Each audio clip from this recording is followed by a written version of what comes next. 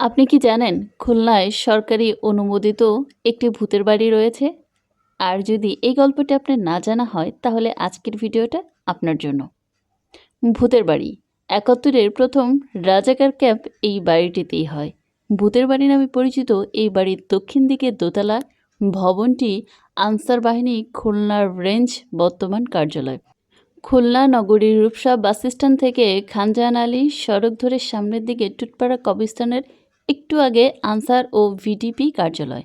বাড়িটি এখন আনসার ও ভিডিপির তত্ত্বাবধানে আছে।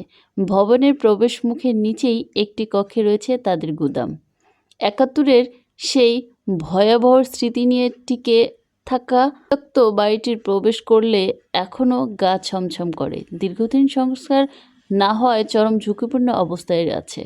বন জঙ্গলে পরিপূর্ণ অনেকটা ভৌতিক পরিবেশ। ভবন থেকে খসে পড়েছে পলেস্টার, কোথাও কোথাও আবার ইটেও খসে পড়েছে দেওয়াল থেকে।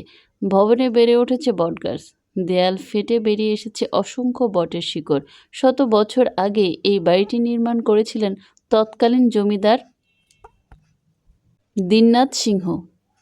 ওই সময় এই বাড়িটিতে পরপর কয়েকজনের অপমৃত্যু হওয়ায় পরিবারের বাকি সদস্যরা অন্য জায়গায় চলে যাওয়ায় পরিত্যক্ত হয় বাড়িটি। এক পর্যায়ে খুলনাবাসী কাছে সেই বাড়িটি ভূতের বাড়ি নামে পরিচিত পায়।